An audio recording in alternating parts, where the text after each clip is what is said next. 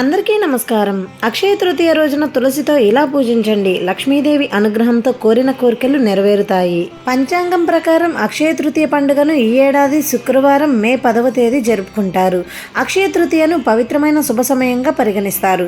హిందూ మత విశ్వాసాల ప్రకారం ఈ రోజున బంగారం, వెండి కొనుగోలు చేయడం కూడా శుభప్రదమని నమ్మకం. దీంతో పాటు అక్షయ తృతీయ రోజున తులసికి సంబంధించిన కొన్ని నియమాలు, పూజాది కార్యక్రమాలను కూడా ప్రస్తావించబడ్డాయి. ఇలా చేయడం వలన జీవితంలో శుభ ఫలితాలను పొందవచ్చు.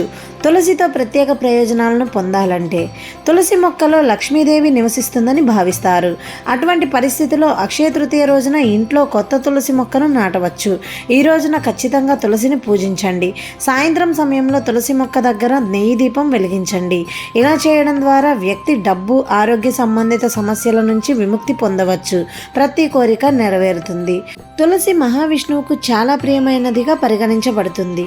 తులసి దళం లేని నైవేద్యం అసంపూర్ణంగా పరిగణించబడుతుంది. అటువంటి పరిస్థితిలో అక్షయ తృతీయ రోజున ఖచ్చితంగా విష్ణువుకి సమర్పించే నైవేద్యంలో తులసి దళాలను జోడించండి. ఇలా చేయడం వల్ల శ్రీ మహావిష్ణువు ప్రసన్నుడై సాధకుడి కోరికలన్నీ తీరుస్తాడు. ఖచ్చితంగా ఈ పని చేయండి.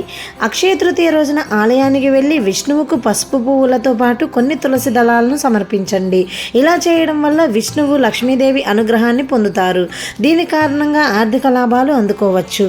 దీనితో పాటు అక్షయ తృతీయ రోజున తులసి దళంపై స్వస్తిక చిహ్నాన్ని వేసి పూజలో తులసిని సమర్పించి ధూపం, దీపం, సువాసన పూలు మొదలైనవి సమర్పించండి.